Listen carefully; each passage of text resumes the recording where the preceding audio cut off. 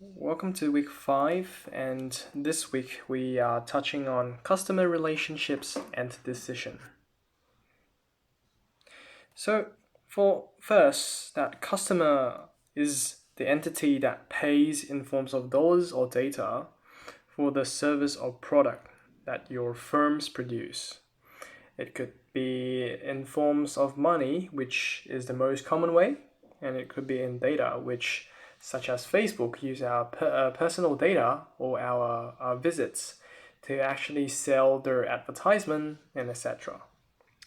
So, for example, if we look at charity customers, it is the donor, not the receiver. And when it comes to customer considerations, first we have to consider what to produce, what's the cost, the benefit, the social benefit, and the harm of your product. Also, we need to consider what to charge. What is the market price? What is the elasticity? What is the best price to charge to the customers, which they do have enough willingness to pay while we make some profit without having to concern too much about the product. And it also can include potential customers, and we'll be touching on price discrimination later.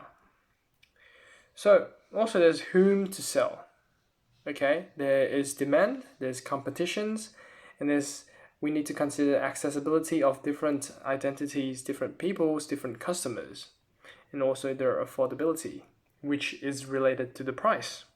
If they have high affordability, such as rich man in US, maybe he will be more willing to buy than an African little kid who doesn't really have any money.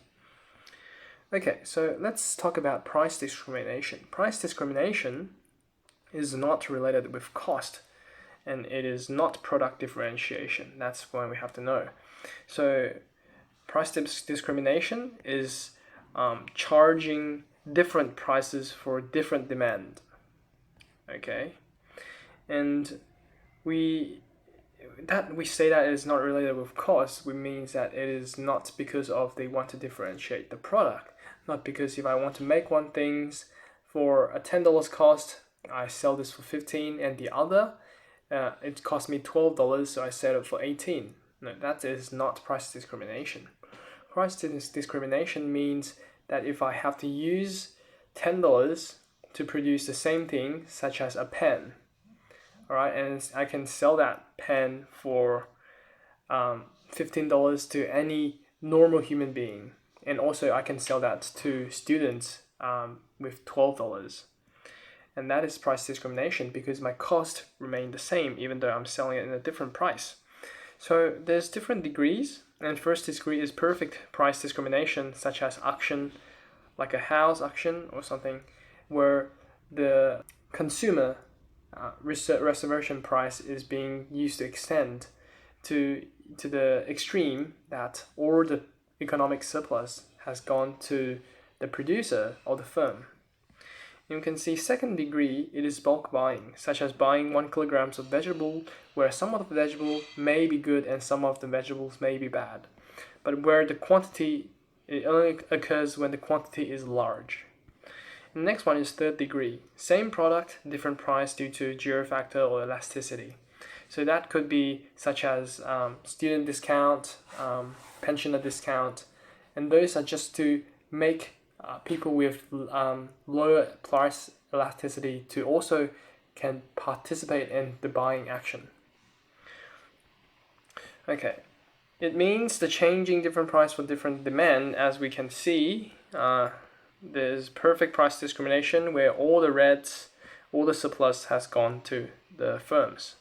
And there's also general price discrimination, such as first class, eco class, and plain, where people essentially have the same product, but except that they are being sold at a different price because due to the different demand of the customers. And the advantage for price discrimination is that people like students and pensioner can have discount. But the disadvantage is the more surplus has gone to businesses than consumers. Okay, let's keep looking at the thing, consumer law and responsibility. So, consumer laws and responsibility clearly terms and fair contracts Those are also covered in week 4, which we will not talk too much about this in this lesson. And you just have to ensure that the product has no harm or hazard, so safety use of it. And next we can consider normative considerations, which is being split into utilitarian approach and the ontological approach. And this week we are talking about the utilitarian approach, where it is considering the greatest benefit overall, so for all stakeholders. Or there's the ontological approach that try to adhere to universal rules, such as if we have a universal rule in our company saying that we will not hire any child labor. Obviously, the ontological approach is that we should not hire child labor.